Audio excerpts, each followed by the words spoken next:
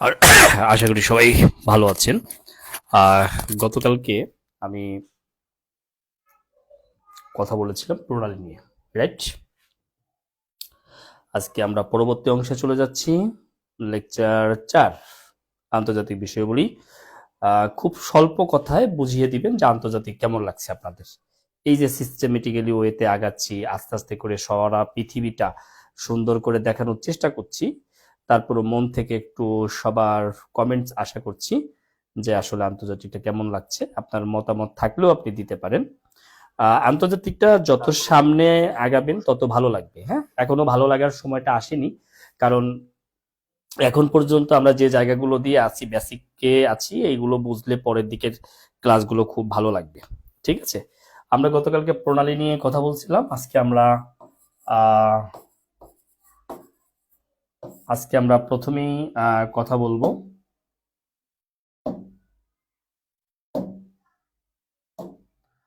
প্রথমেই আমরা আজকে কথা বলবো সীমারেখা নিয়ে, আন্তর্জাতিক সীমারেখা নিয়ে কথা বলবো। পর্যায়ক্রমে আমরা আগাচ্ছি। ওকে, থ্যাংক ইউ। তাহলে প্রণালী আপনাদেরকে বাসায় হোমওয়ার্ক দিয়েছিলাম, আশা করি করেছেন। যদি কারো কোনো প্রবলেম থাকে তাহলে অবশ্যই আমাকে কমেন্টসে জানাবেন। আন্তর্জাতিক সীমারেখা, এই বছর সীমারেখা থেকে প্রশ্ন আসার সম্ভাবনা খুবই বেশি। কোনটা আসতে পারে বা কোন জায়গা থেকে আসতে পারে সেটা আমি কথা বলবো। আচ্ছা, কাজ প্রণালী পাননি, আমি দেখাই দিচ্ছি। আহ কাজ বা কেস প্রণালী যেটা, সেটা একটু দেখাই দিই। আগে দেখাই দিয়ে নিই, তারপরে সীমারেখায় যাচ্ছি। আহ আপনি দেখবেন এই পর্যন্ত রাশিয়া আসছে, আর এখানে ক্রিমিয়া দ্বীপ আছে, এখানে মর্মর সাগর আছে, মানচিত্র বাই করে দেখেন। এখানে আজব সাগর আছে, আজব সাগর। এই আজব সাগর আর মর্মর সাগর যুক্ত হয়েছে, রাশিয়া থেকে ক্রিমিয়া পৃথক হয়েছে। এটাই হচ্ছে কাজ প্রণালী, এটাই হচ্ছে কাজ প্রণালী। কেমন, কি কি যুক্ত হয়েছে? কি? আজব সাগর, মর্মর সাগর। কি কি? আজব সাগর যোগ মর্মর সাগর।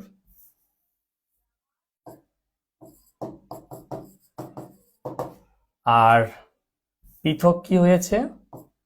পৃথক হয়েছে রাশিয়া, ক্রিমিয়া। এবার মানচিত্র খোঁজেন, আই হোপ আপনি পেয়ে যাবেন। ক্যামেরা একটু নিচে নামিয়ে দেন স্যার। হ্যাঁ, দিয়েছি, সমস্যা নাই। ক্যামেরা নামানো কিছু নাই, আমার সিস্টেম আছে বোর্ডে। হ্যাঁ, আমি সবই নামানো উঠানো উপরে ডাইনে বামে সব করতে পারবো। ওকে,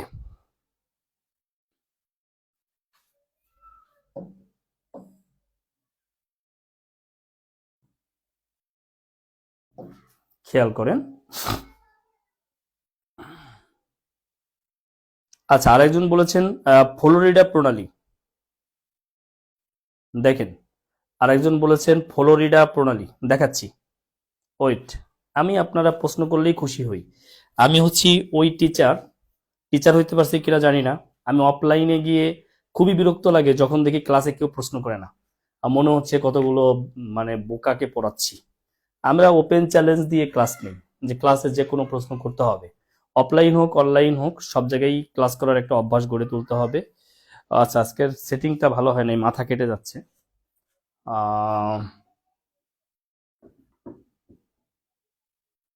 একটু একটা মিনিট আমাকে সময় দিলেই হবে।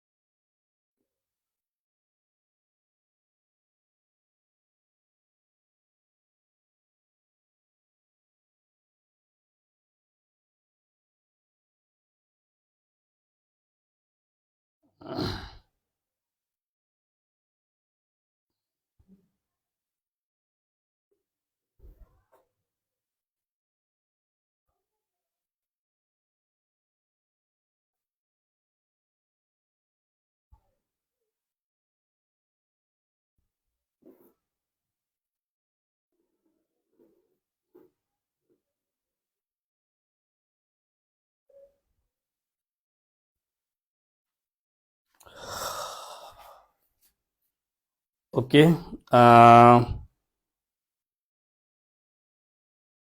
আচ্ছা, ফ্লোরিডাটা যদি একটু দেখাই, যে ফ্লোরিডাটা হচ্ছে এই এই মনে করেন যুক্তরাষ্ট্র, এই হলো কিউবা। হুম, এখন তো আরো বাজে হয়েছে না? ওয়েট, আমাকে এটা ফিক্সড করতে হবে। হ্যাঁ, নেক্সটে ফিক্সড করে ফেলবো।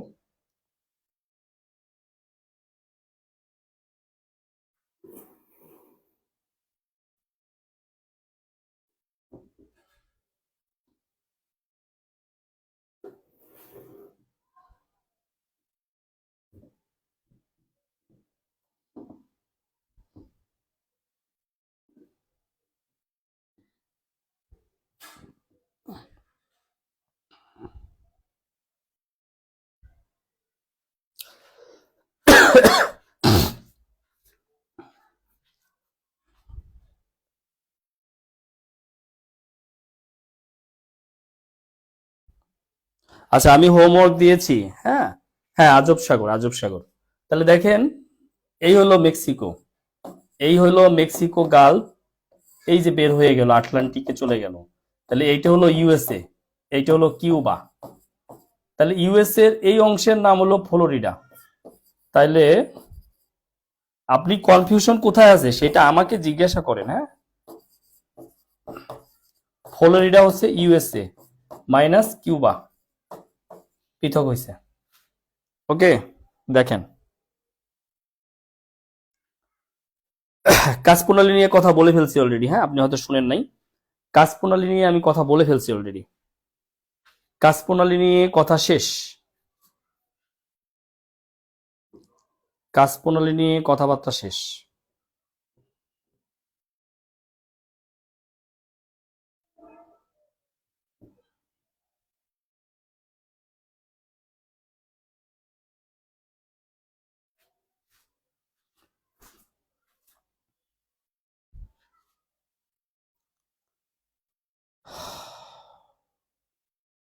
ওকে, তাহলে আমার কাছে মনে হয় যে আপনাদের প্রণালী নিয়ে আর কোনো কথা নাই। এরপর যদি আরো কোনো কথা থাকে আপনারা আমাকে বললেন, আমি আপনাদের ক্লিয়ার করব। তাহলে আমরা আজকে যেখানে ছিলাম সেটা হচ্ছে আন্তর্জাতিক সীমারেখা। সীমারেখা, দেখেন, সীমারেখা। আহ এটা আমরা একটা সীমারেখার নাম লিখব, যেটা হচ্ছে red clip line.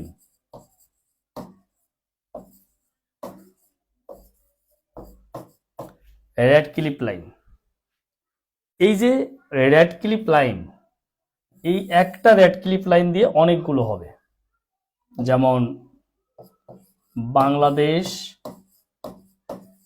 India, Bangladesh, Myanmar, India, Myanmar. না, ইন্ডিয়া মিয়ানমার দরকার নাই আমাদের এত। ইন্ডিয়া, পাকিস্তান, এর যে কোনোটাই আসুক আমরা রেড ক্লিপ লাইন দিয়ে দিব। ঠিক আছে, যেটা আসুক আমরা, দেখেন বোর্ড কিন্তু এখন সুন্দর লাগতেছে, তাই না? এখন কিন্তু যথেষ্ট জায়গা হয়েছে, মাথাও দেখা যায়। হ্যাঁ, আচ্ছা, ওয়ালে ইয়া লাগাই দিতে হবে, এই কি বলে,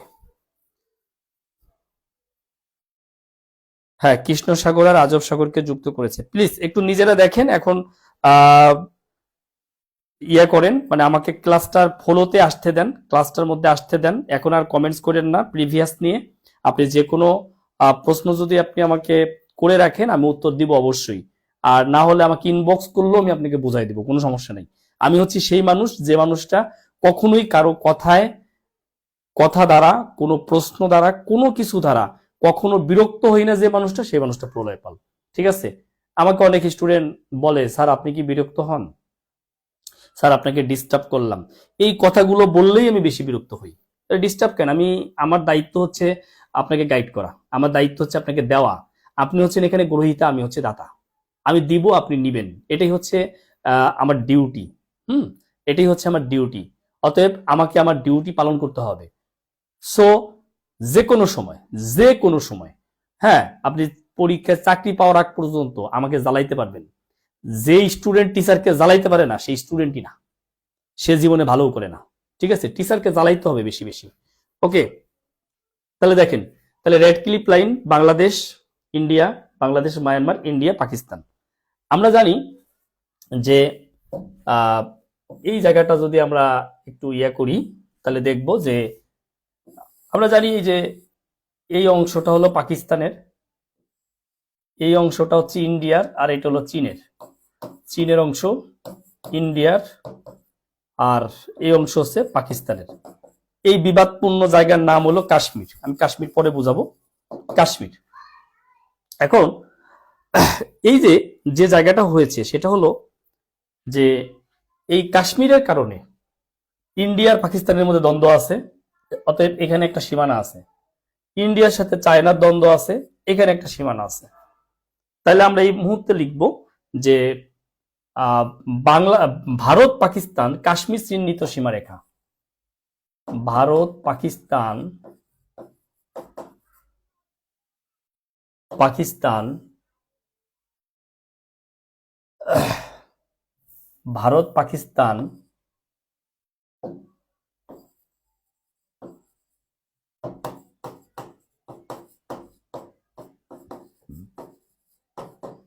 সীমারেখা। ভারত পাকিস্তান কাশ্মীর চিহ্নিত সীমারেখা। এই সীমারেখার নাম হচ্ছে LOC, মানে line of control. Line of control আমরা একটু লিখে ফেলি। ভারত পাকিস্তান কাশ্মীর চিহ্নিত সীমারেখা, এটার নাম হচ্ছে line of control. Line of control. Okay, এবার আসেন আমরা ভারত আর চীন সীমারেখার নাম কি। ভারত চীন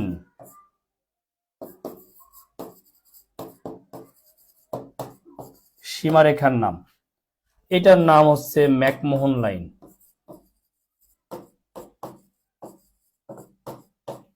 ভারত চীন সীমারেখার নাম হচ্ছে ম্যাকমোহন লাইন। কিন্তু ওই যে একটু আগে দেখাইছিলাম যে এইটা নিয়ে কিন্তু চীনের সাথে ভারতের সমস্যা আছে, সেটা দেখাইছি না।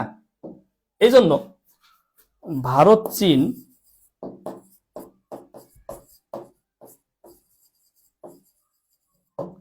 কাশ্মীর চিহ্নিত সীমারেখা।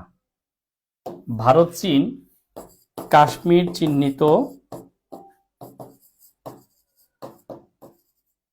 সীমারেখা। ভারত চীন কাশ্মীর চিহ্নিত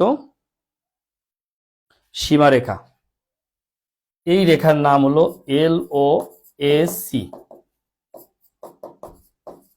line of actual control. Line of actual control. Bharat চীন কাশ্মীর চিহ্নিত সীমারেখার নাম হচ্ছে line of actual control. Line of actual control. Line of actual control. Okay, Bharat চীন কাশ্মীর চিহ্নিত সীমারেখার নাম হচ্ছে line of actual control. Clear হন, ব্যাপারটা ক্লিয়ার হন। ভারত চীন কাশ্মীর চিহ্নিত সীমারেখার নাম হচ্ছে লাইন অফ অ্যাকচুয়াল কন্ট্রোল। ওকে, দেখছেন? তাহলে আমরা মোটামুটি বাংলাদেশ ভারত, বাংলাদেশ মায়ানমার, ভারত পাকিস্তান, ভারত চীন, এই সীমারেখাগুলো চিনে ফেললাম। এখন পাকিস্তানের পাশেই আছে আফগানিস্তান। তাহলে পাকিস্তান আফগানিস্তান এই সীমারেখার নাম কি? এটার নাম ডোরান্ট লাইন।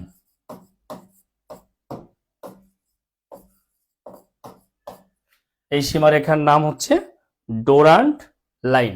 পাকিস্তান আফগানিস্তান সীমারেখার নাম হচ্ছে ডোরান্ট লাইন। পাকিস্তান আফগানিস্তান সীমারেখার নাম হচ্ছে কি? ডোরান্ট লাইন। ওকে, এবার খুবই গুরুত্বপূর্ণ জায়গায় যাচ্ছি। ইসরায়েল লেবানন, এটার নাম হলো ব্লু লাইন। ইম্পর্টেন্ট কিন্তু এটা, ইসরায়েল লেবানন কিন্তু এবার এবার ইম্পর্টেন্ট। হ্যাঁ, ইসরায়েল লেবানন, এটা হচ্ছে ব্লু লাইন। ইসরায়েল লেবানন সীমারেখার নাম কি? Blue line. যেহেতু ইসরায়েল লেবাননের এখানে ঝামেলা চলছে এখনো, এই জন্য এটা কিন্তু আমাদেরকে মাথায় রেখে চলতে হবে, পড়তে হবে কিন্তু এটা আমাদেরকে। তার চেয়ে গুরুত্বপূর্ণ হলো, যেটা হলো আপনাকে যেভাবে পড়তে হবে সেটা হলো সিনাই, সিনাই উপত্যকা, এটা হলো মূলত মিশরের। আর গাজা, এটা মূলত ফিলিস্তিনের। এইটা সীমারেখার নাম কি, যেটা এখন সবচেয়ে আলোচিত, এবং ফিলিস্তিনের অধিবাসীদের একটাই এখন রাস্তা যেখানে শরণার্থী হয় মিশরে গিয়ে, সেই জায়গাটার নাম হলো রাফা ক্রসিং। এইটা আপনাদের 47তম বিসিএস প্রিলিমিনারির জন্য আমার কাছে মনে হয়, আমি প্রশ্ন করলে প্রশ্ন এটাকে করতাম, মানে আমি প্রশ্ন করলে এই প্রশ্ন পরীক্ষায় দিতাম। এখন প্রশ্নকর্তা আর আমার মাইন্ডের পার্থক্য হচ্ছে 190, খুব একটা পার্থক্য নাই, 20-19, হয়তো এটা পরীক্ষায় চলে আসতে পারে। রাফা ক্রসিং, তাহলে সিনাই বা গাজা এটা বললেও হবে, মিশর ফিলিস্তিন বললেও আমরা উত্তর দিব রাফা ক্রসিং। কেমন? ওকে, ক্লিয়ার? তাহলে রাফা ক্রসিংটা আমাদের হয়ে গেল। আমরা একটু রাফা ক্রসিংটা নিয়ে নেই, সবাই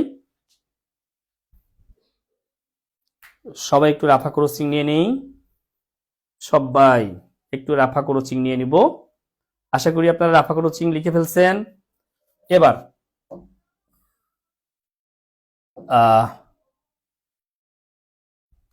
ইউএসএ এবং মেক্সিকো, ইউএসএ এবং মেক্সিকো, ওকে, ইউএসএ আর মেক্সিকোর মধ্যে যে সীমারেখা, এটা নাম হচ্ছে সনোরা লাইন।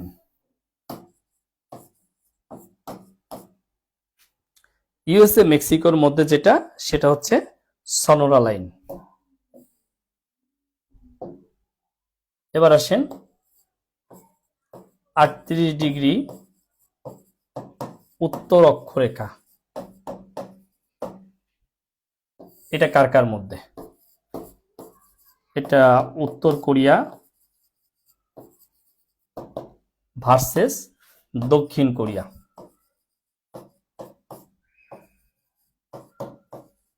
উত্তর কোরিয়া এবং দক্ষিণ কোরিয়ার মধ্যে সীমারেখা হচ্ছে 38 ডিগ্রি উত্তর অক্ষরেখা। প্রশ্নটা কেমন হবে? প্রশ্নটা হবে যুক্তরাষ্ট্র মেক্সিকোর মধ্যে সীমারেখার নাম কি? ওকে, তাহলে 38 ডিগ্রি উত্তর অক্ষরেখা হচ্ছে উত্তর কোরিয়া ভার্সেস দক্ষিণ কোরিয়া, উত্তর কোরিয়া ভার্সেস দক্ষিণ কোরিয়া। ওকে, যদি বলে 17 ডিগ্রি উত্তর অক্ষরেখা দ্বারা বিভক্ত ছিল কোন দেশ?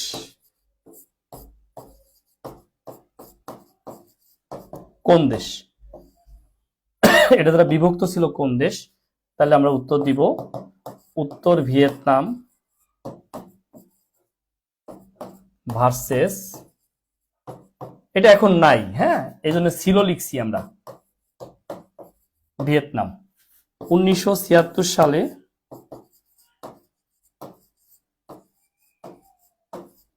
একত্রিত হয়, 1976 সালে একত্রিত হয়।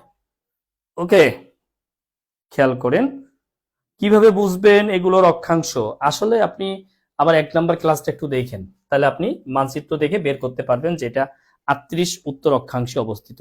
আবার 1 নাম্বার ক্লাসটা আপনি মনে হয় করেননি, না করে থাকলে একটু করে নিন, আর করলে আরেকবার করেন। এই জন্যই আমি ফাউন্ডেশনটাকে এমন ভাবে ডেভেলপ করতেছি যে কোনো একটা জায়গায় যেন প্রবলেম না থাকে, আমি সেই চেষ্টাটাই কিন্তু প্রথম থেকে করে আসতেছি। হ্যাঁ, এই যে প্রশ্নগুলো এবং আমার ক্লাসগুলো একটা সিকুয়েন্সই আছে, আপনি দেখবেন যারা প্রথম থেকে ক্লাস করতেছেন, কোনো ক্লাস মিস করতেছেন না, দেখবেন এই সিকুয়েন্সে সারা পৃথিবী আপনার হয়ে যাবে, কোনো জায়গায় কোনো প্রবলেম হবে না। বুঝতে পেরেছেন? কোথাও কোনো প্রবলেম হওয়ার কথা না। ওকে, তাহলে দেখেন আমরা কিন্তু মোটামুটি সীমারেখা ক্লিয়ার হয়েছে। এবার আমরা লিখব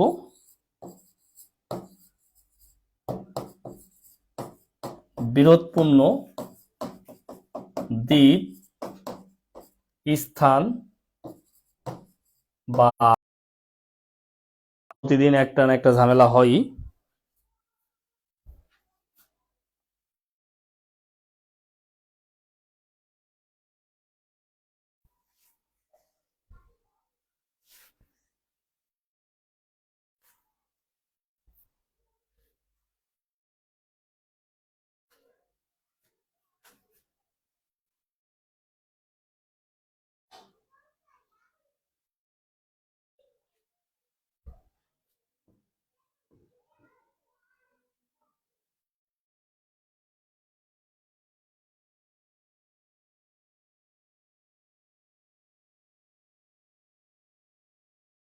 ওকে,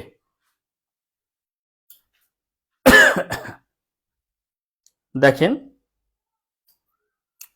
তাহলে আমরা এখন বিরোধপূর্ণ দ্বীপ বা এলাকায় যাচ্ছি। আমরা দেখতে পাবো যে আমরা যদি এদিকে যাই, এই যে হলো রাশিয়া,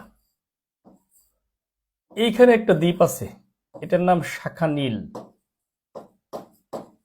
শাখা নীল, তাহলে আমরা প্রথমে লিখব শাখা নীল দ্বীপ।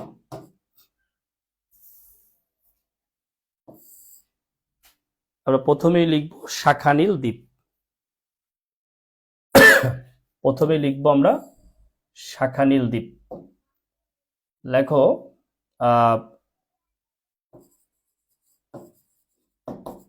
রাশিয়া জাপান, মানে কার কার মধ্যে দ্বন্দ্ব, রাশিয়া জাপান। এটা লিখবো দ্বিতীয় বিশ্বযুদ্ধের সময় রাশিয়া জাপানের কাছ থেকে জোর করে দখল করে নেয়। দ্বিতীয় বিশ্বযুদ্ধের সময় রাশিয়া জাপানের কাছ থেকে জোর করে দখল করে নেয়। এখন এখানে রাশিয়ার নৌঘাঁটি আছে।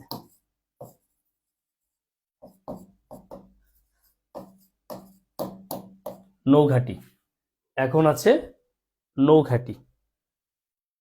শাখা নীল দ্বীপ রাশিয়া জাপানের মধ্যে, এটা এখানে নৌঘাঁটি রয়েছে। কার নৌঘাঁটি? রাশিয়ার নৌঘাঁটি। রাশিয়ার নৌঘাঁটি আছে। তাহলে আমরা কি জানলাম? শাখা নীল দ্বীপ। কি জানলাম ভাই? শাখা নীল দ্বীপ সম্পর্কে আমরা জানলাম। শাখা নীল দ্বীপ কোন দুইটা দেশের মধ্যে দ্বন্দ্ব, এটাই জানতে চাবে। রাশিয়া আর জাপানের মধ্যে। কিভাবে? রাশিয়া জাপানের কাছ থেকে দ্বিতীয় বিশ্বযুদ্ধের সময় জোর করে দখল করে নেয়। ওকে, আচ্ছা শাখালীন দুটি বলে, আপনি লেখেন, কোনো সমস্যা নেই। ওকে, এবার আসেন, আমরা শাখা নীল দেখলাম। আচ্ছা, এবার এই অংশটা, এই যে এখান দিয়ে মঙ্গোলিয়া আছে আর এখান দিয়ে চীন আছে। এই চীন মঙ্গোলিয়ার মধ্যে যে দ্বন্দ্বটা ছিল সেটা হচ্ছে গ্রেট ওয়াল। তাহলে আমরা এবার লিখব গ্রেট ওয়াল। আমরা লিখব গ্রেট ওয়াল, মহাপ্রাচীর। গ্রেট ওয়াল বা মহাপ্রাচীর। গ্রেট ওয়াল বা মহাপ্রাচীর।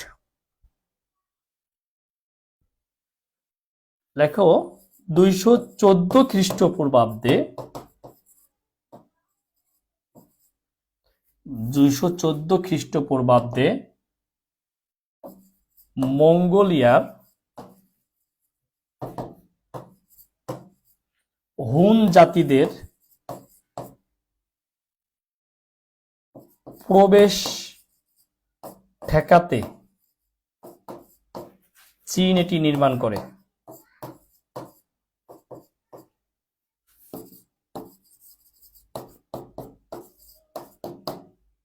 চীন এটি নির্মাণ করে 214 খ্রিস্টপূর্বাব্দে মঙ্গোলিয়ার হুন জাতিদের প্রবেশ ঠেকাতে চীন এটি নির্মাণ করে। একবার পরীক্ষা আসছে, এটি চীনের কোন দিকে? এটি চীনের উত্তর দিকে অবস্থিত। এটি চীনের উত্তর দিকে অবস্থিত। এটি চীনের কোন দিকে অবস্থিত? উত্তর দিকে অবস্থিত, চীনের উত্তর দিকে অবস্থিত,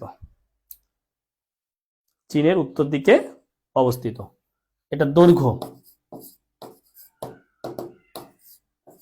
৬,৪০০ কিলোমিটার, ৬,৪০০ কিলোমিটার। এটির দৈর্ঘ্য হচ্ছে ৬,৪০০ কিলোমিটার। এটির দৈর্ঘ্য হচ্ছে ৬,৪০০ কিলোমিটার।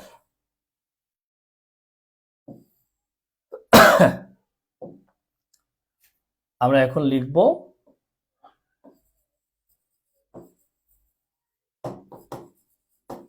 কাশ্মীর সমস্যা। আমরা যত সমস্যা আছে সব পড়তেছি আজকে, হ্যাঁ, খাতার মধ্যে সব সমস্যা এক জায়গায় পাবেন আপনি। কাশ্মীর সমস্যা, এই যে আমি বলছি আগেই, কাশ্মীর, এটার নাম আজাদ কাশ্মীর।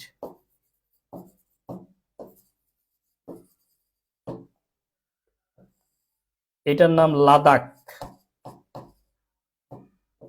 এটার নাম জম্মু ও কাশ্মীর, এইটা হলো 37%।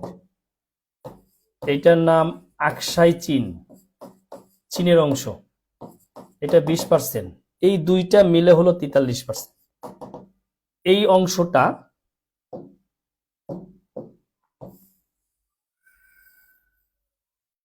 এটা ভারতের, এই অংশটা এটা পাকিস্তানের,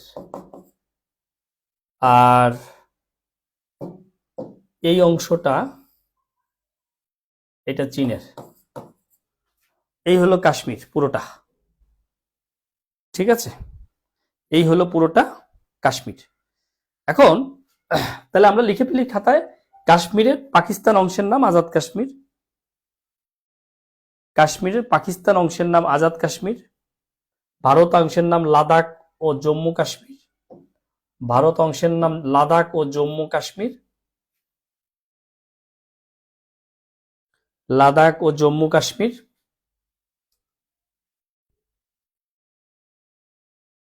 লাদাখ ও জম্মু কাশ্মীর,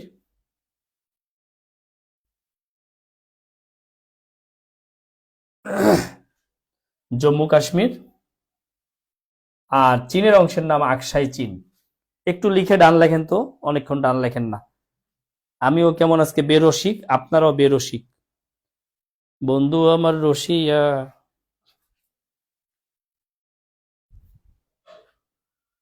তাড়াতাড়ি দেখি লেখা হয়েছে কিনা, সবার সবার লেখা হয়েছে কিনা। ওকে, এখন এই যে কাশ্মীর সমস্যা যা যা আসতে পারে, যেমন যখন 1947 সালে ভারত পাকিস্তান বিভক্ত হয়, এই উপমহাদেশ বিভক্ত হয়, তখন যে সকল রাজ্য ভারতের সাথেও যায় না, পাকিস্তানের সাথেও যায় না, তার মধ্যে একটা হচ্ছে কাশ্মীর। এই কাশ্মীরের রাজা কে ছিলেন, এটা আসে পরীক্ষায়।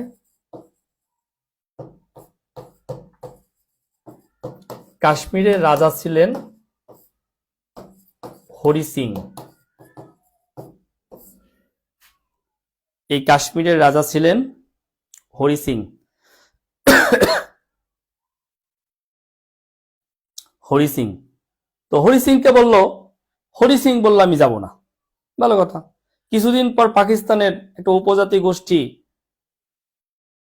আক্রমণ করলো কাশ্মীরকে, তখন দৌড়াইয়া হরি সিং চলে গেল মাউন্ট ব্যাটেনের কাছে। এই সময় ভারতের গভর্নর জেনারেল হচ্ছে মাউন্ট ব্যাটেন। মাউন্ট ব্যাটেন বলল, ভালো, ভারতের সাথে একত্রিত হলে আমরা তোমাকে হেল্প করব। হরি সিং রাজি হয়ে গেল।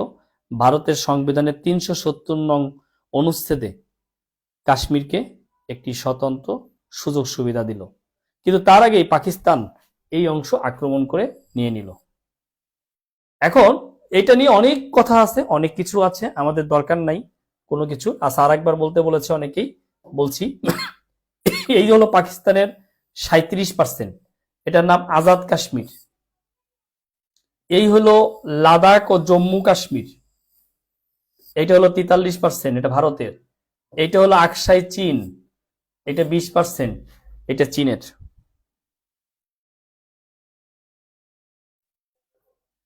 বুঝতে পেরেছেন? তাহলে দেখেন, আমরা যদি ক্লিয়ার হই, এই জায়গাটা লেখেন 2019 সালের 5 আগস্ট কাশ্মীরের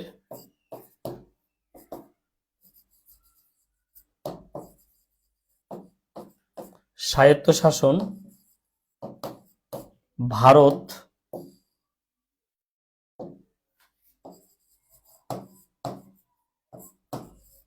বাতিল করে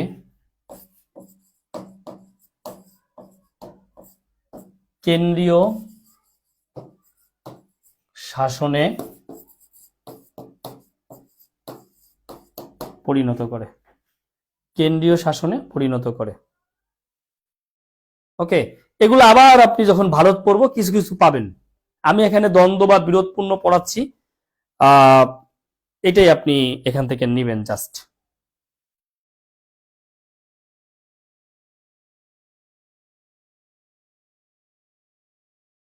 ওকে, আচ্ছা, দেখেন ক্লিয়ার হন, এটা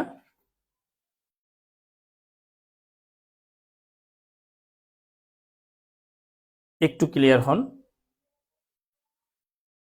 2019 সালের 5 আগস্ট কাশ্মীরের স্বায়ত্তশাসন ভারত বাতিল করে কেন্দ্রীয় শাসনে পরিণত করে, অর্থাৎ কাশ্মীরের কিছু আলাদা সুযোগ সুবিধা ছিল, সেই আলাদা সুযোগ সুবিধা ভারত এটা বাতিল করে দেয়।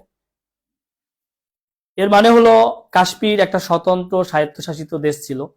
ভারত শুধু তার প্রতিরক্ষা, পররাষ্ট্র আর যোগাযোগ এই 3টা বিষয় দেখভাল করত, আর সকল বিষয়ে কাশ্মীর স্বাধীন ছিল। ভারত কাশ্মীরের এই স্বাধীনতাকে নিষিদ্ধ করে কেন্দ্র শাসনে পরিণত করে ফেলে, কেন্দ্রীয় শাসনে এটাকে অন্তর্ভুক্ত করে ফেলে। ঠিক আছে, বুঝছেন না বুঝেন নাই? আরো প্রশ্ন করতে হবে, করেন, কোনো সমস্যা নেই। ভারত চীন সমস্যা। আমরা ভারত পাকিস্তান নিলাম। স্যার 47 থেকে 19 পর্যন্ত কি স্বায়ত্তশাসন সবসময় ছিল, সামরিক শাসন ছিল না? জি, স্বায়ত্তশাসন সবসময় 47 থেকে না, 50 থেকে, 50 থেকে স্বায়ত্তশাসন ছিল। 50 থেকে স্বায়ত্তশাসন ছিল, ওরা সর্বক্ষেত্রেই স্বাধীন ছিল। বাকি 3টা ভারত দেখতো, ওই 3টা ভারত বাতিল করে, আপনি লিখে রাখতে পারেন 370 নং অনুচ্ছেদ বাতিল করে, 370 নং অনুচ্ছেদ বাতিল করে, 370 নং অনুচ্ছেদ বাতিল করে কেন্দ্র শাসনে পরিণত করে।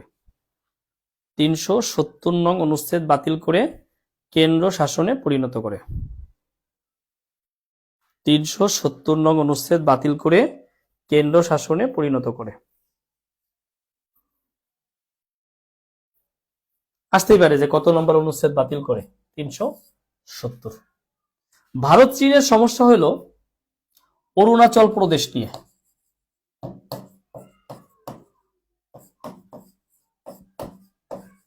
অরুণাচল প্রদেশ, অরুণাচল প্রদেশ নিয়ে আমরা লিখব না, প্রদেশ স্বাধীন না, প্রদেশ স্বাধীন না, প্রদেশে আলাদা কিছু শাসন ব্যবস্থা আছে, তারা তাদের নিজস্ব কিছু শাসন ব্যবস্থা স্থানীয় শাসনে চলে। ওকে, আমরা লিখব সম্প্রতি চীন অরুণাচলকে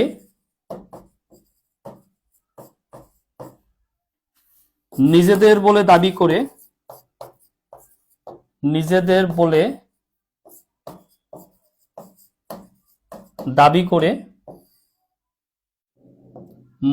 মানচিত্রে অন্তর্ভুক্ত করে।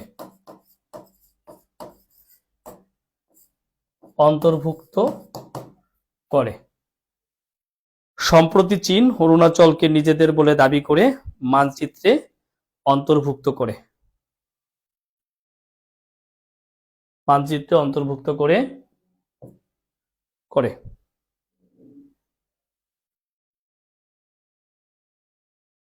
খেয়াল করেন, অরুণাচলকে নিজেদের বলে দাবি করে মানচিত্রে অন্তর্ভুক্ত করে। এটা হলো আমাদের ভারত আর চীন সমস্যা। এবার ভারত নেপাল সমস্যা।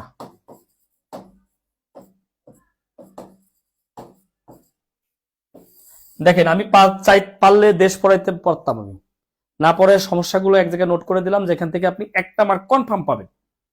অর্থাৎ আমার একটা মার্ক, একটা ক্লাস মানে একটা মার্ক আপনাকে পাওয়া লাগবে, নাহলে ওই ক্লাস তো আমার নিয়ে লাভ নেই। বুঝতে পেরেছেন? ভারত নেপাল সমস্যা কি কি নিয়ে? লিপু লেক, এটা সীমান্ত স্থান। তারপরে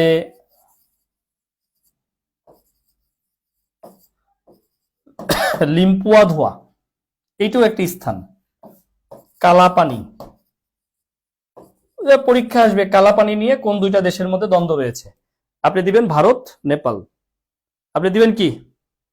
ভারত নেপাল। কি কি নিয়ে? লিপু লেক, লিম্পুয়া ধোয়া, কালাপানি। এটা নিয়ে ভারত আর নেপালের মধ্যে দ্বন্দ্ব। নেপাল এগুলোকে নিজেদের বলে দাবি করে তার ম্যাপ আপডেট করেছে, ম্যাপ আপডেট বিল পাস করেছে। ওকে, খেয়াল করেন, আমরা মোটামুটি এই জায়গা থেকে কিন্তু দেখাই দিলাম। আচ্ছা, একজন বলছেন লাদাখ সমস্যা, আমার আসলে কাশ্মীর যুদ্ধটা পড়ানো হয় নাই। কাশ্মীর যুদ্ধ আমি পরে পড়বো, বাংলাদেশের মধ্যে পড়াবো, ওটা ধারাবাহিকতায় বাংলাদেশ বিষয়াবলীর মধ্যে পড়াই দেবো, বা পড়াইছিও আমি মনে হয় 1962-65 এগুলো বাংলাদেশ বিষয়াবলীর মধ্যে পড়াই ফেলছি। যারা নতুন জয়েন করছেন তারা আবার ক্লাস পাবেন, প্যারা নেওয়ার কোনো দরকার নাই, এগুলো পাবেন। ঠিক আছে, তাহলে ভারত নেপাল সমস্যা গেল। এবার চীন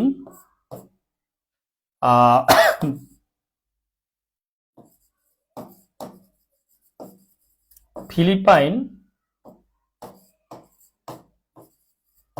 ভিয়েতনাম প্লাস অন্যান্য মোট 6টি দেশ, 6টি দেশের সমস্যা। চীন, ফিলিপাইন, ভিয়েতনাম ও 6টি দেশের মধ্যে সমস্যা। কি নিয়ে সমস্যা? দেখেন, খেয়াল করেন, কি নিয়ে সমস্যা? সমস্যাটা হচ্ছে এই 6টা দেশের মধ্যে সমস্যা হলো স্প্রাটলি নিয়ে।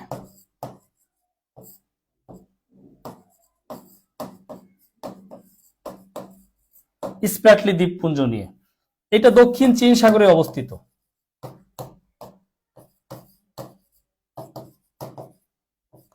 এখানে পুরো কর্তৃত্ব নিয়ে নিছে চীন অবৈধভাবে, বা কাউকে কিছু না বলে অনেকটা জোরপূর্বক চীন এখানে একটি বিমান উড্ডয়ন কেন্দ্র বানিয়েছে, এখানে ক্ষেপণাস্ত্র মোতায়েন করেছে, উপর দিয়ে গেলে ফেলে দিবে, পানি দিয়ে গেলেও ফেলে দিবে। অর্থাৎ এই যে দক্ষিণ চীন সাগর ধরেন এই পর্যন্ত মার্কিন যুক্তরাষ্ট্র আর এইদিকে আসতে পারতেছে না, চীন একক আধিপত্য বিস্তার করে আছে দক্ষিণ চীন সাগরে। এজন্য মার্কিন যুক্তরাষ্ট্রের একটাই অপশন, সেটা বঙ্গোপসাগর, আর তার চেয়ে সূক্ষ্ম অপশন হলো বাংলাদেশ। এছাড়া কোনো উপায় নাই মার্কিন যুক্তরাষ্ট্রের, যদি আমাদের এই অঞ্চলে প্রভাব বিস্তার করতে হয়, কারণ পুরোটাই এখন চীনের নিয়ন্ত্রণে। শ্রীলঙ্কার হাম্বানটোটায় চীন, মায়ানমারে চীন, ভারতের উত্তরে চীন, ভারতের পশ্চিমে পাকিস্তান, সে চীনের সাথে, হ্যাঁ, তারপরে দক্ষিণ পূর্ব এশিয়ায় চীন, সব আধিপত্য বিস্তার করেছে চীন। মার্কিন যুক্তরাষ্ট্র গুয়াম পর্যন্ত এসে বসে আছে, আর খবর নাই। এদিকে গুয়াম, এদিকে হচ্ছে তাদের হাওয়াই দ্বীপপুঞ্জ। কিন্তু এই দক্ষিণ চীন সাগরের নিয়ন্ত্রণ যে নিতে পারবে, বঙ্গোপসাগর এবং দক্ষিণ চীন সাগরের নিয়ন্ত্রণ যে নিতে পারবে, সে হবে পৃথিবীতে আগামী 100 বছরের জন্য অর্থনৈতিক পরাশক্তি। পৃথিবীতে যত তেল মজুদ আছে তার 1/3 মজুদ আছে দক্ষিণ চীন সাগরে, যা এখনো উত্তোলন করা হয়নি। পৃথিবীর সবচেয়ে বেশি মৎস্য উৎপাদিত হয় দক্ষিণ চীন সাগরে। বঙ্গোপসাগর 1% তেল রয়েছে বঙ্গোপসাগরে, খনিজ সম্পদ রয়েছে বঙ্গোপসাগরে। ভৌগোলিকভাবে, জিওপলিটিক্যালি খুবই খুবই খুবই গুরুত্বপূর্ণ একটা জায়গা হচ্ছে বঙ্গোপসাগর। এই দক্ষিণ চীন সাগর এবং বঙ্গোপসাগরের আধিপত্য বিস্তার যারা করতে পারবে, তারাই হবে আগামী 100 বছরের জন্য পৃথিবীতে অর্থনৈতিক পরাশক্তি। এবং 2033 সালে চীন মার্কিন যুক্তরাষ্ট্রকে অর্থনীতির আকারে ছাড়িয়ে যাচ্ছে। এই কারণে বুঝতে পেরেছেন? অতএব চীন একক পরাশক্তি হতে যাচ্ছে। অতএব এখন সামনে একটাই অপশন, সেটা হলো আমাদের ছাড়া এখানে আর ঢোকার কোনো সুযোগ নেই কারো। ঠিক আছে? তাহলে দেখেন, স্প্রাটলি দ্বীপপুঞ্জ হচ্ছে দক্ষিণ চীন সাগরে অবস্থিত। আমি যদি কনসেপ্ট আরো ক্লিয়ার করি আপনাদেরকে, এই হলো প্রশান্ত, হ্যাঁ, এই যে প্রশান্ত, এখান দিয়ে এই যে দক্ষিণ চীন সাগর, এই হচ্ছে ভারত মহাসাগর। তাহলে দক্ষিণ চীন সাগরে এসে মিলছে ভারত মহাসাগরে আর প্রশান্ত। এদিকে ইন্ডিয়া, এদিকে মনুরা মানে আমরা, এদিকে বে অফ বেঙ্গল, এদিকে শ্রীলঙ্কা, এদিকে দক্ষিণ পূর্ব এশিয়া,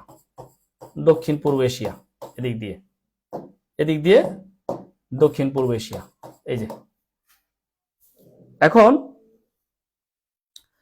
এই যে এদিক দিয়ে যেহেতু দক্ষিণ পূর্ব এশিয়ার রাষ্ট্র, এই যে শ্রীলঙ্কা, এই যে এখানে চায়না আছে, আমি সি লিখতেছি, হ্যাঁ, রেড কালার দিচ্ছি, সি, চায়না এখানে আছে। তারপরে এই হলো মায়ানমার, এখানে রিলিজিয়াসলি এবং এটার প্রবেশ পথে চায়না আছে। এই যে ইন্ডিয়া, তাহলে ইন্ডিয়ার এখানে চায়না আছে।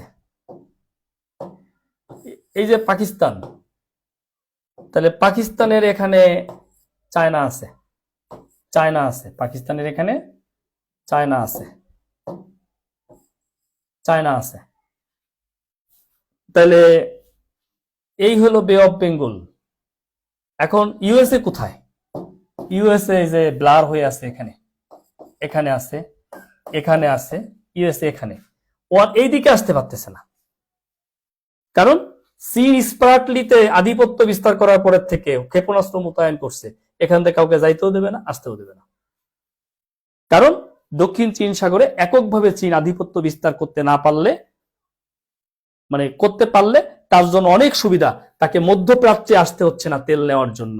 কারণ চীন মধ্যপ্রাচ্য, ধরেন এটা মিডল ইস্ট, এখান থেকে তেল নিয়ে এখান দিয়ে গিয়ে আটলান্টিক, এই যে ভারত মহাসাগর পাড়ি দিয়ে দক্ষিণ চীন সাগর দিয়ে তাকে এখানে আসতে হচ্ছে।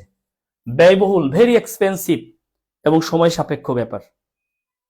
এই কারণে চীন এই দীর্ঘ যাত্রা কমাতে এবং এক্সপেন্স কমাতে দক্ষিণ চীন সাগর থেকে তেল উত্তোলন করবে। তাইলে চীন হয়ে যাবে পৃথিবীতে পরাশক্তি, অর্থনৈতিক পরাশক্তি। এখন মার্কিন যুক্তরাষ্ট্রের সামনে যেটা অপশন আছে সেটা হলো ভারতের সাথে মিত্রতা করা। অবশ্যই ভারতের সাথে মিত্রতা করতে হবে চীনকে, মার্কিন যুক্তরাষ্ট্রকে। আর এইখানে আমরা একটা পুচকে দেশ আছি, ছোট্ট একটা দেশ আছি, যদি আমাদের সাথে কিছু হয়। এছাড়া চীনকে থামানোর মার্কিন যুক্তরাষ্ট্রের হাতে there is no option, game is over হয়ে যাবে তাহলে। সো এই হচ্ছে বিষয়টা, জিওপলিটিক্যাল কিছু বিষয় দেখালাম আর কি। দেখেন, এবার আসেন আমরা স্প্রাটলির পরে আমরা যে জায়গাটায় চলে যাব সেটা হলো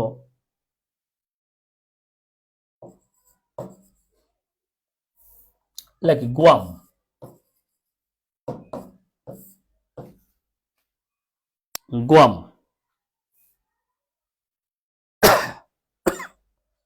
এটা প্রশান্ত মহাসাগরে মার্কিন ঘাঁটি আছে গুয়ামে। এই দুইটা লাইন মনে রাখলে চলবে। গুয়াম প্রশান্ত মহাসাগরে আর মার্কিন ঘাঁটি আছে, এই দুইটা লাইন মনে রাখতে হবে। ওকে,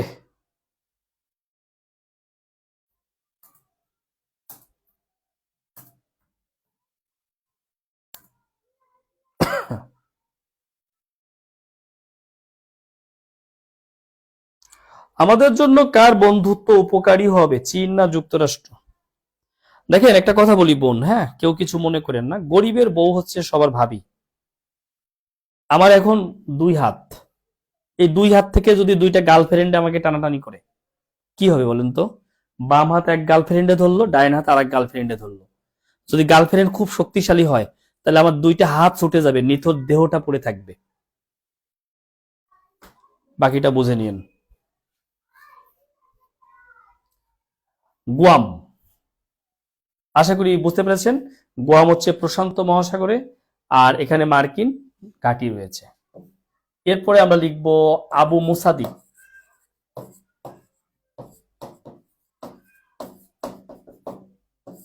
এটা নিয়ে দ্বন্দ্ব আছে ইরাক ইরানের মধ্যে, শুধু এই দ্বন্দ্বটা লিখে রাখলেই হবে। ইরাক ইরান দ্বন্দ্ব, ইরাক ইরান, ইরাক ইরান দ্বন্দ্ব। ওকে, আবু মুসাদিব হচ্ছে ইরাক ইরান দ্বন্দ্ব। এরপরে আমরা নিব হচ্ছে শাতিল আরব।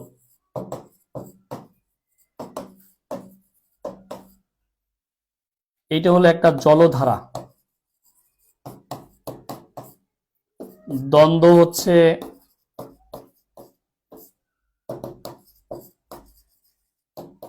Iraq Iran.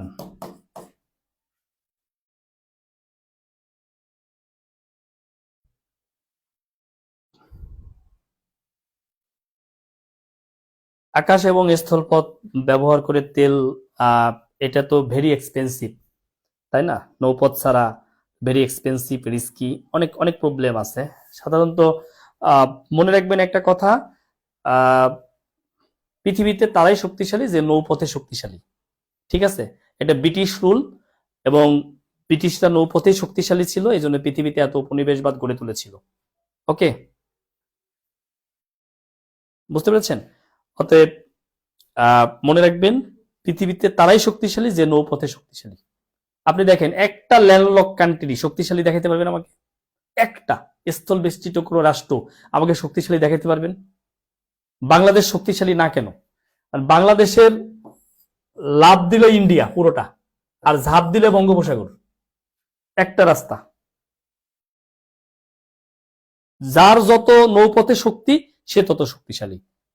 তো দক্ষিণ চীন সাগরের সুযোগ চীন মিস করবে কেন? আকাশপথ দিয়ে, এই পথ দিয়ে, বুঝেন নাই? সমুদ্র, এই পানিপথ, এটা লাগবে।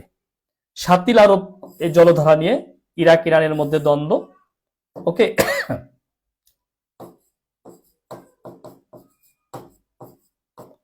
নাগানো কারাবাক,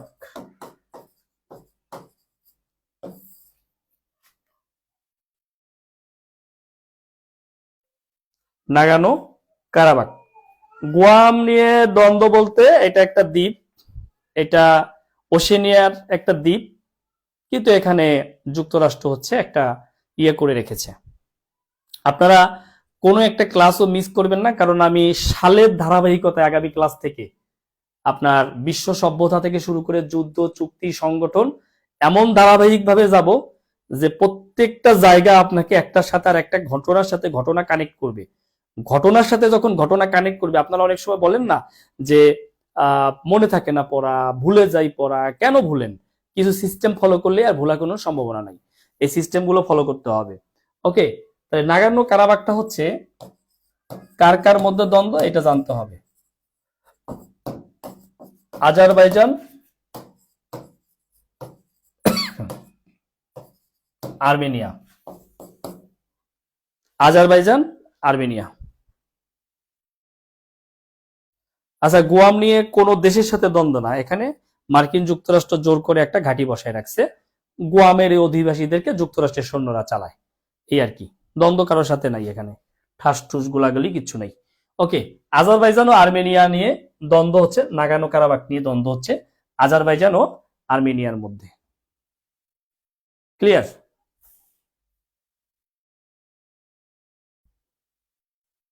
সবাই, আমি কিন্তু ওই যে আরো সমস্যা আছে, যেমন সিরিয়া, হ্যাঁ, চাইলে আলোচনা করতে পারি, প্যালেস্টাইন,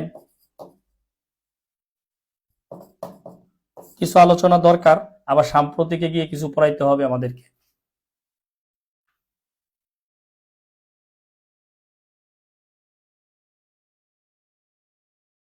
একটু খেয়াল করেন, আমরা সিরিয়ার কথা যদি বলি, এটা হয়তো ওইভাবে পড়াবো না, সিরিয়াটা আপনাদেরকে একটু বোঝাই দিচ্ছি।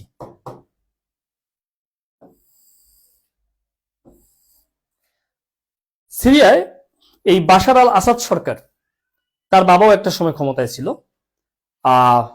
বাশার আল আসাদ সরকার ক্ষমতায় আসে 2000 সালে, কিন্তু সারা পৃথিবী এই মধ্যপ্রাচ্যে আরব বসন্ত শুরু হয় 2011 সালে। আরব বসন্ত আমি আপনাদেরকে পড়াবো, এখন আলোচনা করাটাও ঠিক হচ্ছে না। এই যে আরব বসন্ত, যেটা পশ্চিমা মিডিয়াদের দেওয়া নাম, যে আরব দেশগুলোর সুসময়, সুবাতাস, সুদিন, বসন্ত মানে সুদিন, এইটা যে ঘটনাগুলো বলছে যে আরব দেশ, মধ্যপ্রাচ্যের দেশগুলোর একনায়কতন্ত্রের পতন মানেই হচ্ছে এখান থেকে এই দেশগুলোর কি হচ্ছে, এই দেশগুলোর এই সুসময় চলে আসছে। ইরাকের সাদ্দাম হোসেনের পতন হয়েছে, ইরাকের সুসময় হয় নাই। লেবাননের সুসময় আসে নাই, পতন হয়েছে। মিশরের সুসময় আসে নাই ভাই, তিউনিশিয়ার সুসময় আসে নাই ভাই। এটা পশ্চিমা মিডিয়ার নাম দেওয়া নাম হচ্ছে আরব বসন্ত। বাশার আল আসাদ সরকার, এই যে বাশার আল আসাদ, এ ক্ষমতায় আসলো 2000 সালে, ক্ষমতায় ছিল 2024 সাল পর্যন্ত, 24 বছর, সেদিন পতন হয়েছে তার। বাশার আল আসাদ সরকারের একনায়কতন্ত্রের পতন হয়েছে, ফ্যাসিস্ট বাশারের পতন হয়েছে, অত্যাচারী বাশারের পতন হয়েছে। জিতেছে কারা, হেরেছে কারা, আমরা একটু দেখার চেষ্টা করি, তাইলেই বুঝতে পারবো। আপনারা যারা আলহামদুলিল্লাহ লিখে পোস্ট করেছেন তাদেরকে অসংখ্য অসংখ্য ধন্যবাদ। বাশার আল আসাদ সরকারের পতনের পর যারা খুশি হয়েছেন তাদেরকে অসংখ্য ধন্যবাদ। এবার আসেন আলোচনায় যাই। বাশার আল আসাদ সরকার 2011 সালে যখন, দেখেন আমরা একটু পেছনে যদি তাই, সাদ্দাম হোসেন, সাদ্দামকে কি করেছিল? যুক্তরাষ্ট্র অভিযোগ করলো ইরাক ইউরেনিয়াম সমৃদ্ধ করেছে, পারমাণবিক উৎক্ষেপণ করবে, পরীক্ষা করবে। ইরাকটাকে ধ্বংস করে দিয়ে চলে গেল। পরের বছর যুক্তরাষ্ট্র স্টেটমেন্ট দিল এখানে কোনো ইউরেনিয়াম পাওয়া যায় নাই। আমি আলোচনা করলে বুঝতে পারবেন, 11 সালে যখন আরব বসন্ত নামটা দেওয়া হইল, তখন এখানে সিরিয়ান রেভলিউশনারি আর্মি, সিরিয়ান মানে আমি সংক্ষেপে বলি, আজকে এটা আমার ক্লাস না, এনটি পার্টি মানে বিরোধী দল, বাশার আল আসাদ সরকারের বিরুদ্ধে রাস্তায় নেমে গেল।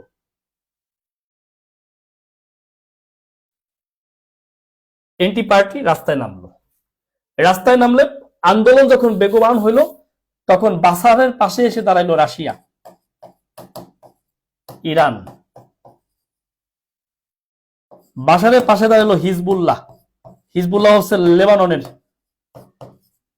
বাশারের পাশে দাঁড়ালো হামাস, হামাস হচ্ছে প্যালেস্টাইনের।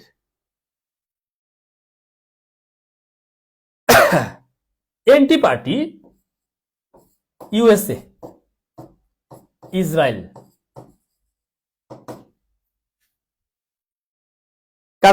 কার পাশে দাঁড়ালো? এনটি পার্টির পাশে দাঁড়ালো। এবার রাশিয়া গুলি করে, ইউএসএ গুলি করে, গুলিটা লাগে সিরিয়ান পিপুলের। মারা খায় কিরা? সিরিয়ান পিপুল, সিরিয়ান পিপুল। এই দুই পার্টি যখন মারামারি করছে, তখন সিরিয়ানরা মারা যাচ্ছে।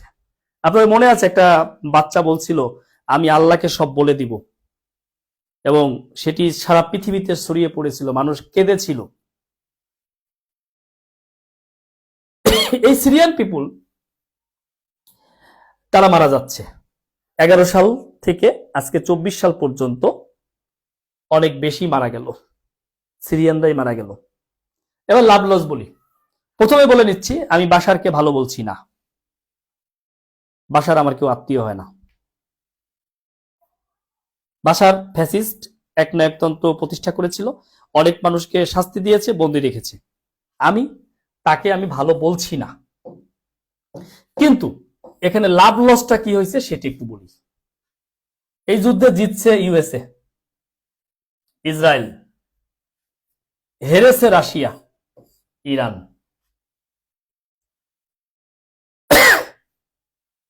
হেরেছে রাশিয়া এবং ইরান। রাশিয়া এই বাশার আল আসাদ সরকারকে সাহায্যের মধ্য দিয়ে অস্ত্র দিচ্ছিল হিজবুল্লাহকে আর হামাসকে। হিজবুল্লাহ আর হামাস এই অস্ত্র দিয়ে এতদিন টিকে ছিল ইসরায়েলের বিরুদ্ধে। কথাটা বোঝার চেষ্টা করেন। ইসরায়েলের বিরুদ্ধে যেদিন বাশারের পতন হয় তার পরের দিন সিরিয়াতে ইসরায়েলের বাহিনী ঢোকে, যেটা গত 24 বছরে পসিবল হয় নাই। আমি বাশারকে ভালো বলিনি, কিন্তু বেলা শেষে এই সমস্ত দেশের কোনো লাভ নাই। বাশার থাকলেও লাভ নাই, গেছে তাতেও লাভ হবে না, মায়ের ওরাই খাবে। মাঝখান থেকে হিজবুল্লাহ আর হামাস দুর্বল হয়ে গেছে, কারণ রাশিয়ার ওয়ে পাচ্ছে না, কারণ রাশিয়া নিজেই যুদ্ধ বিধ্বস্ত ইউক্রেনের সাথে। সো এখানে ব্যক্তি বিশেষে ভালো খারাপ আমি কোনো কিছু বলছি না। বাশার অবশ্যই যেটা করেছিল খারাপ কাজ করেছে, কিন্তু আমার বেলা শেষে আলহামদুলিল্লাহ জায়গা হলো সিরিয়ার কি লাভ হয়েছে আমি ওইটা জানতে চাই। এটা ভাই আমি কারো পক্ষেও না বিপক্ষেও না, আমি ইন্টারন্যাশনাল অ্যানালাইসিস করি, আমার অ্যানালাইসিসটা আমি জাস্ট শেয়ার করলাম।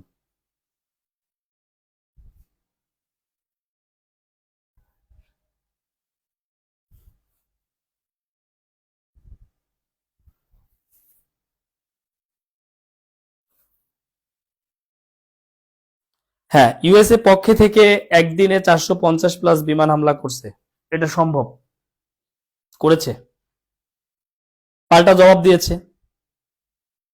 আমি এখানে কিন্তু সরি টু সে, আমি আসলে আপনাদের ইমোশনে কোনো আঘাত করতে চাই না। আমি বেলা শেষে জানতে চাই সিরিয়ার কি লাভ হয়েছে। বাশার খারাপ, ইউএসএ খারাপ, ইউএসএসআর মানে রাশিয়া খারাপ, ইসরায়েল খারাপ, সব খারাপ। রাশিয়ার লাভটা কি? এখন কি রাশিয়া পুনর্গঠন হবে? ওয়েলকাম, কোনো সমস্যা নাই। রাশিয়া যদি পুনর্গঠিত হয় কোনো প্রবলেম নাই। বাশার থাকলেও সিরিয়ানরা মারা যাইত, বাশার চলে গেছে এতেও লাভ নাই।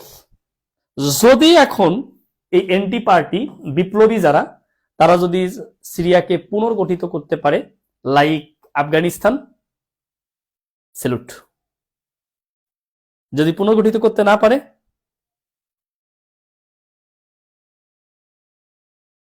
তাহলে পুরোটাই লস।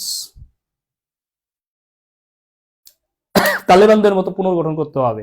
তালেবানরা যেমন আফগানিস্তানকে ঢেলে সাজাইছে, মার্কিনদেরকে তাড়াইছে, ওখানে আর কোনো শত্রু থাকতে দেয় নাই আফগানিস্তান, কিন্তু এখানে শত্রু রয়ে গেল।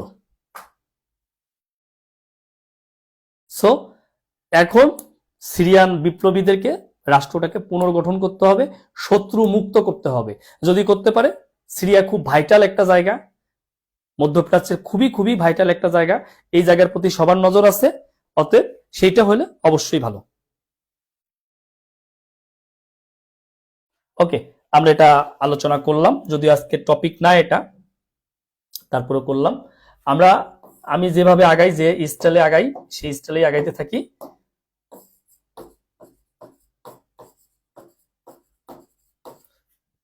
শুনেন, আমরা খুব ইমোশনাল জাতি, তো আমরা খুব সহজে ইমোশনাল হয়ে পড়ি, এটা হচ্ছে আমাদের সমস্যা।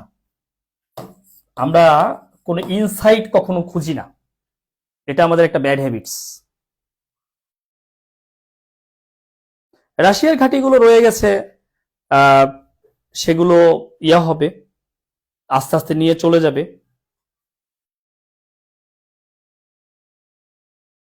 বুঝেন নাই? সেটা এখন আবার ইউএসএ এখানে খোঁচা মারবে। সিরিয়া কি তাহলে পুনর্গঠন হবে না? ডিপেন্ডস অন বিপ্লবী যারা, তাদের উপরে। বিপ্লবী সরকারের উপরে নির্ভর করে সিরিয়া পুনর্গঠিত হবে কিনা। তারা যদি আমেরিকার তোষামোদী করে, তারা যদি ইসরায়েলের তোষামোদী করে, তাহলে পুনর্গঠিত হবে না। তারা যদি স্বতন্ত্র সবার থেকে বের হয়ে এসে নিজেদের উন্নয়নের জন্য, আমি বলছি, আমি তো একটা উদাহরণ দিচ্ছি, এর চেয়ে তো ভালো উদাহরণের দরকার নাই। আমি তালেবানদের কথা বলছি, আপনি আর কি উদাহরণ চান? তালেবানদের মতো সবাইকে ছেড়ে দিতে হবে, মুদ্রা ছেড়ে দিতে হবে, যে দরকার নাই, সব ছেড়ে দিয়ে নিজেরা স্বয়ং সম্পূর্ণ হয়ে উঠবে। ওইটা যদি করে তাইলে ওকে, নাইলে কোনো লাভ নাই। আমার কথা কি বুঝছেন? আমি তো একটা উদাহরণ দিয়েছি, তালেবানদের মতন করতে হবে। ও আমেরিকারও করবে না, ও রাশিয়ারও করবে না, দরকার নাই। আমি আলাদা মুদ্রা, আমার বাণিজ্যিক ব্যবস্থা সবকিছু ঢেলে সাজাবো। আমি প্রয়োজনে আগামী 5 বছর সিরিয়ান লোকেরা খাটবে, গাথার মতন খাটবে। আমেরিকার সিরিয়ান পিপুল গাধার মতন খেটে দেশকে রক্ষা করবে, সেটা দরকার। কিন্তু অন্যদের ভরসায় যদি বাশারকে তাড়িয়ে থাকে, এবং সেই ভরসায় যদি আমেরিকা এখন সিরিয়াতে পুতুল সরকার বসায়, তাইলে খবর আছে। আমি প্রলয় বলে গেলাম, আমি হচ্ছি সেই প্রলয়,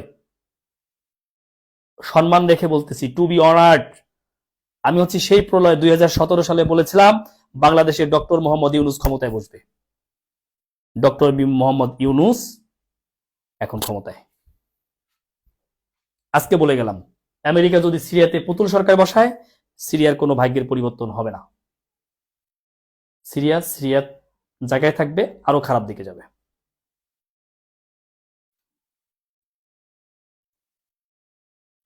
এবার আসেন গুয়ান্তানামো বে ডিটেনশন ক্যাম্প বা গুয়ান্তানামো বে কারাগার।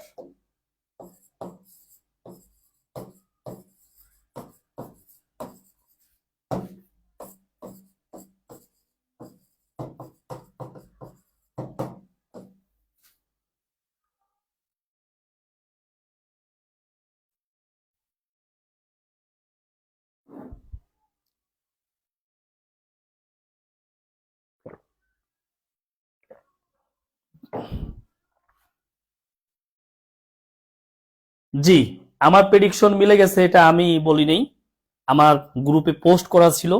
অসংখ্য স্টুডেন্ট ওই দিন আমাকে ফোন করেছে এবং মেসেজ করেছে যে আপনার অমুক শাখায় ক্লাস করেছিলাম, আপনি যা বলছেন নন স্টেট অ্যাক্টর পড়ানোর সময় তাই ঘটছে।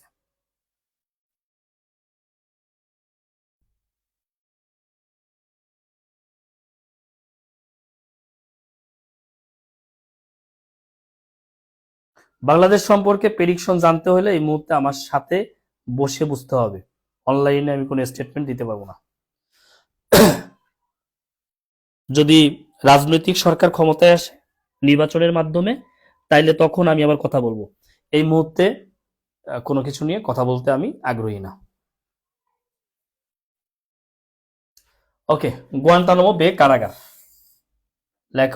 লেখেন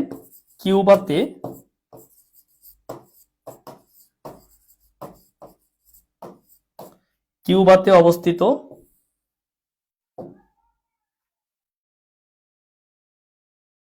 এই বাংলাদেশের নিকট ফিউচার নিয়ে কোনো কথা নাই। আমি আমাদের এক টিচারকে জুলাই বিপ্লবের আগে 1 মাস আগে ফার্ম গেটে বসে বলছিলাম বাংলাদেশে জামাতে ইসলাম ক্ষমতায় আসবে। সেই টিচার আমাকে খুব ধিক্কার দিয়েছিল, বলে আপনার মাথা উলে গেছে, আপনি কি বলেন? আমি বলছিলাম আসবে, জামাতে ইসলাম নাও ক্ষমতায় বাংলাদেশের। জামাতে ইসলাম এখন ক্ষমতায় বাংলাদেশের। আমি জুলাইয়ের আগে, মানে জুন মাসে বলেছিলাম, জুনের প্রথম সপ্তাহে ফার্ম গেটে বসে বলছিলাম জামাতে ইসলাম বাংলাদেশের ক্ষমতায় আসবে। নাও জামাতে ইসলাম ক্ষমতায়।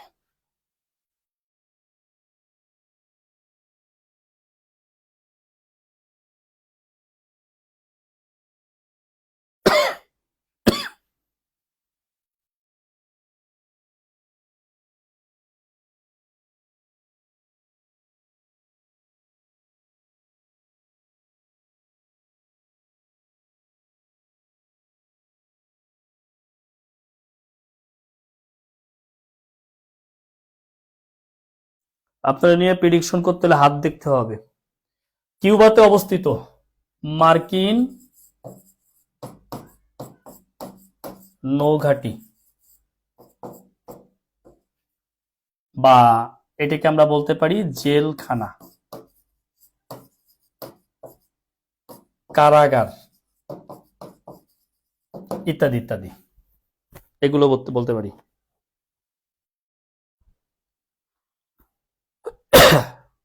ওকে, তাহলে দেখেন মার্কিন নৌঘাঁটি, জেলখানায়, কারাগার। জামাত কিভাবে ক্ষমতা, এটা যদি আপনাকে বোঝাইতে হয় তাহলে বোঝানোর ইচ্ছা নাই আমার। এইটুকু যদি আপনার সেন্স না থাকে যে জামাত কিভাবে ক্ষমতায়, তাহলে আর কি বোঝাবো আপনাকে বলেন। আপনি বলেন এখন ক্ষমতায় কারা?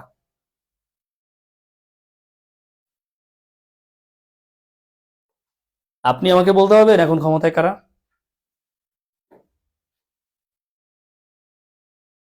আমি যেটা বলছি অ্যানালাইসিস করেন, ভাবেন। আমি নেগেটিভ না, পজিটিভ।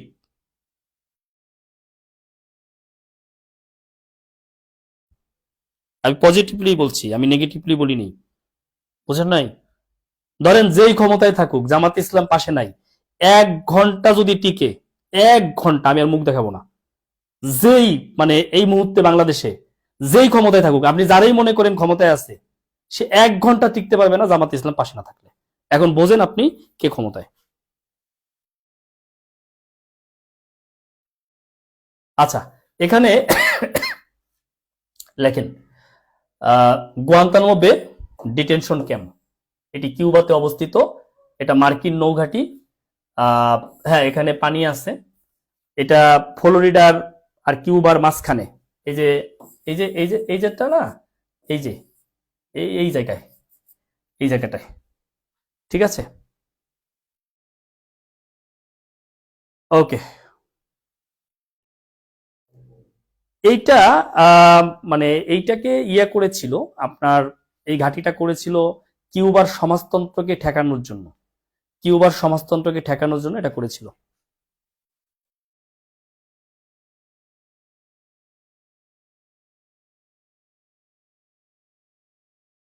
ওকে, তাইলে আমরা এটা বুঝাইতে পারছি গুয়ান্তানামো বে ডিটেনশন ক্যাম্প। আশা করি এটা ক্লিয়ার সবাই। আচ্ছা, আমরা আর ইয়ে না করি, হ্যাঁ, আমরা আর কমেন্টস না করি, মানে ইয়ে টপিকস নিয়ে। আমার কাছে মনে হয় আমারই ভুল হয়েছে, আমি কথা বলতে বলতে বলতে অফ টপিকসে চলে গেছি। Sorry to say. এটা প্রেডিকশন বলেন, অ্যানালাইসিস বলেন, আন্তর্জাতিক পড়াইতে গিয়ে কিছু টার্ম চলে আসে, সেই জন্য বলেছি আর কি। সো ওকে, আমরা এই টপিকটা ইয়ে করে ফেলি, মানে এই টপিকটা আমরা একটু ইয়ে করে ফেলি। ক্লিয়ার? এই টপিকটা থেকে আমরা একটু বের হই, বের হইলে আমি আবার ক্লাস শুরু করি। সমাজতন্ত্রকে ভয় পাওয়ার কারণ হচ্ছে সমাজতন্ত্র প্রতিষ্ঠা হলে পৃথিবীতে ইকুয়ালিটি চলে আসবে, এই জন্যই সমাজতন্ত্রকে ভয় পায় পুঁজিবাদীরা। হ্যাঁ, আমরা টপিক থেকে বের হই, টপিক থেকে বের হই। আমরা ক্লাসে যেটা আলোচনা করছি ক্লাসের মধ্যে সীমাবদ্ধ। ইন্টারন্যাশনাল ক্রাইসিস আলোচনা করতে গেলে অনেক কিছু চলে আসে, নিজের দেশও চলে আসে। ওকে, ওকে, ওকে, অ্যাটেনশন।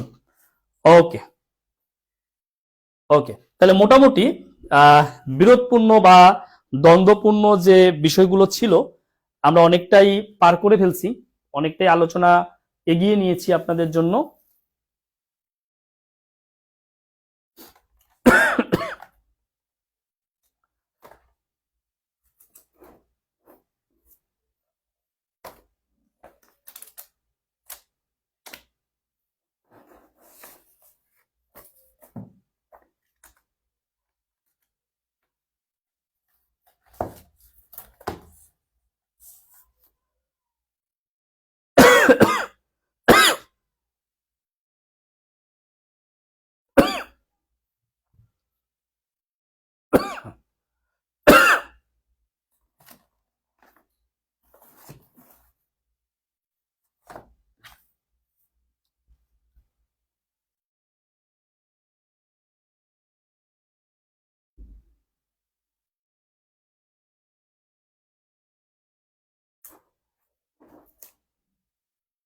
ওকে,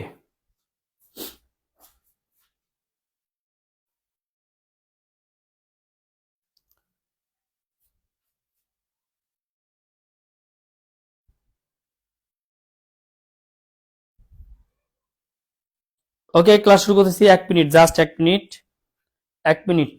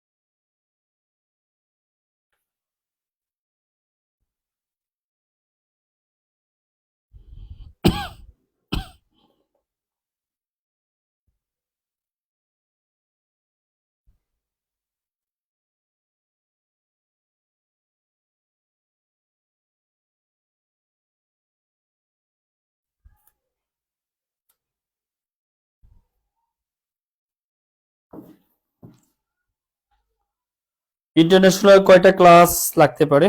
15-16টা। আজকে কি ক্লাসদের ঘন্টা হয়ে যাচ্ছে, টেরই পাচ্ছি না। আচ্ছা দেখেন, আমরা এখন যেটা যাব সেটা হলো হংকং। হংকং একটু খেয়াল করেন, হংকং দেখেন,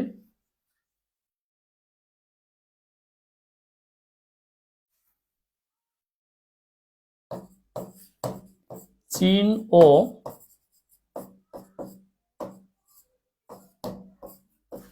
ব্রিটেনের মধ্যে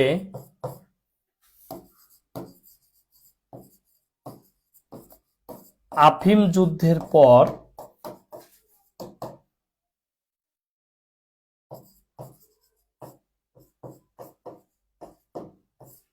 ব্রিটেনের কাছে চীন লিজ দিয়ে দেয়।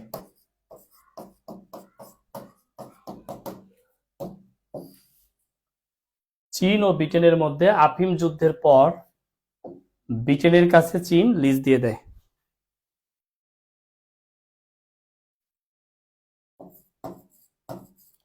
উনিশশো 97 সালে ব্রিটেন এটি চীনকে ফেরত দেয়।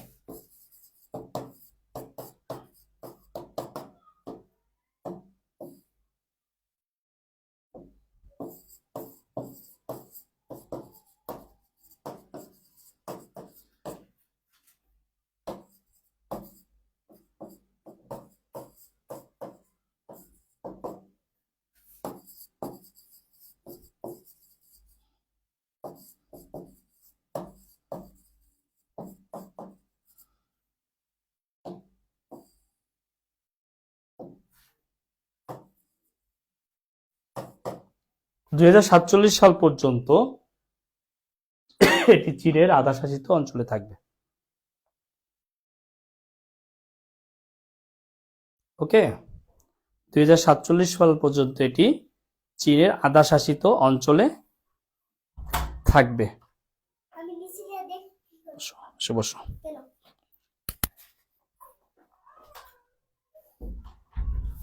আধাশাসিত অঞ্চলে থাকবে। ওকে, তাহলে 2047 সাল পর্যন্ত এটি চীনের আধা শাসিত অঞ্চলে থাকবে। আমরা হংকং এর পরে লিখব ম্যাকাও। ম্যাকাও লিখেন 442 বছর পর্তুগিজদের অধীনে ছিল।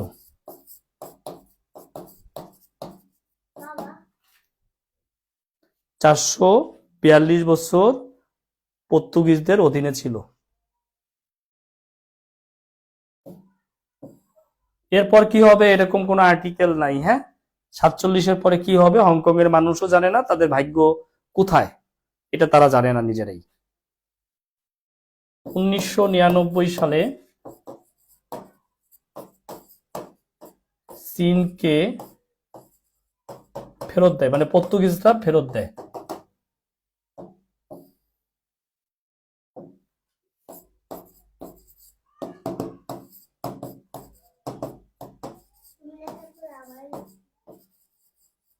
হংকং ও ম্যাকাও এর কারণে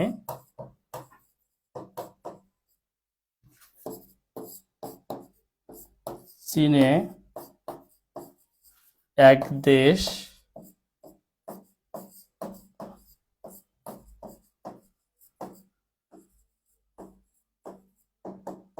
দুই নীতি চালু রয়েছে।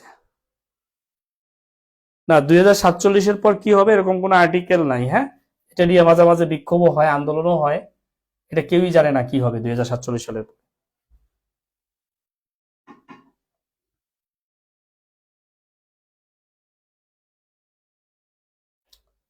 এবার লিখবো আমরা তিব্বত।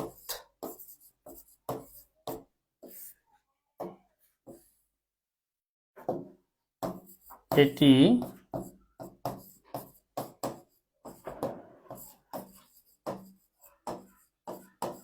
চীনের মালভূমি বা উপত্যকা। এটি চীনের মালভূমি বা উপত্যকা। এটিকে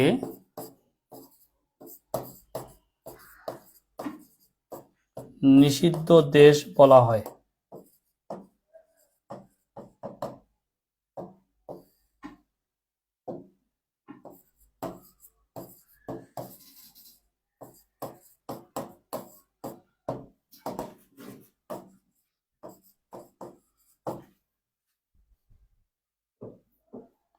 এক দেশ দুই নীতি মানে হচ্ছে একই দেশে সমাজতন্ত্র ও পুঁজিবাদ দুই চালু আছে। সমাজতন্ত্র ও পুঁজিবাদ দুই চালু আছে। দুই দুই ধরনের অর্থনৈতিক ব্যবস্থা চালু আছে।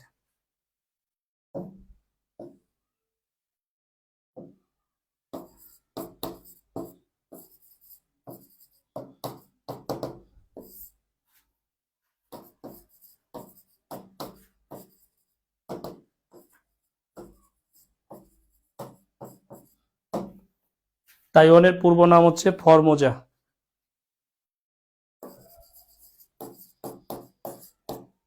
রাজধানী তাইপে।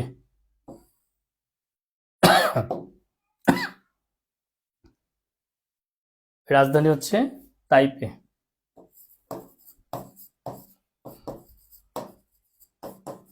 এটা একটু একটু লিখে রাখেন, আবার আলোচনা হবে।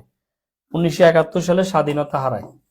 যখন চীনা বিপ্লব পড়ব তখন আবার এগুলো আপনি ট্র্যাক করতে পারেন। আমার ইচ্ছা ছিল কনফ্লিকশন গুলো এক জায়গায় রাখা, তাই রাখলাম। ঠিক আছে। তিব্বতে নিষিদ্ধ মানে অন্যদের অনুপ্রবেশ নিষিদ্ধ ছিল আর কি। তিব্বত চীনের অধীনস্থ মানে অধীনতাকে মানত না, এই কারণে এটাকে নিষিদ্ধ দেশ করা হয়েছিল। ঠিক আছে, খেয়াল করেন। আমরা না না অতিরিক্ত ঠান্ডা শুধু এই ব্যাপারে এইটি ইস্যু না, অনেক ইস্যু আছে, অনেক কিছু আছে। আমরা চীন পড়ানোর সময় আবার আলোচনা করে দিব। ঠিক আছে, ওকে। দেখেন তাইলে আমরা আরো কনফ্লিক্টের জায়গাগুলো এই চীন আর তাইওয়ানের মধ্যে, এটা মানে তাইওয়ান হচ্ছে চীনের অধীনে, এটি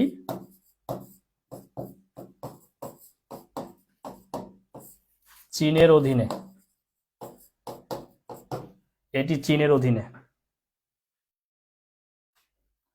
হংকং ম্যাকাওয়ে গভর্নর আছে, গভর্নর আছে, হ্যাঁ, রাজনৈতিক গভর্নর আছে। আচ্ছা, বাংলাদেশের সাথে বাণিজ্যিক সম্পর্ক আছে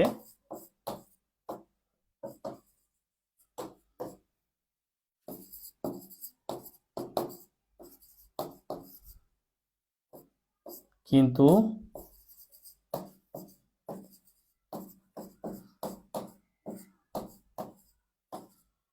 কোনো কূটনৈতিক সম্পর্ক নেই।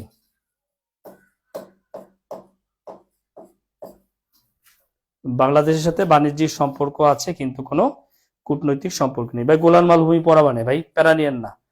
ঠিক আছে, আগামী ক্লাস থেকে বিশ্ব বৈশ্বিক ইতিহাস শুরু হবে, তো পাবেন, দেখবেন ঘুরে ফিরে সবই পাচ্ছেন। আমার অভ্যাসটাই হলো এই পূর্ব থেকে শুরু করব, পশ্চিম পর্যন্ত যাব প্রত্যেকটা ক্লাসে এখন থেকে, এটাই আমার ইচ্ছা। তিব্বতের সাথে ভারতের মূল স্বার্থ হচ্ছে তিব্বতকে চীন থেকে আলাদা করা, আর কিছু না। যুক্তরাষ্ট্র এবং ভারত এখানে সবাই একই মানে পথের পথিক, চীনকে ভেঙে দেওয়া।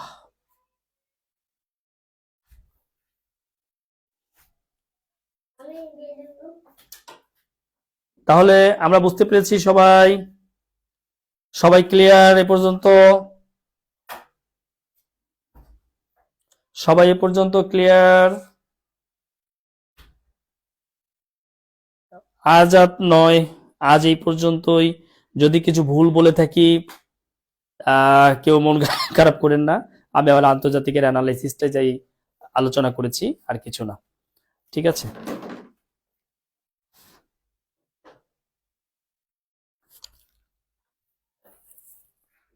জি, সবাই ভালো থাকেন, গুড নাইট।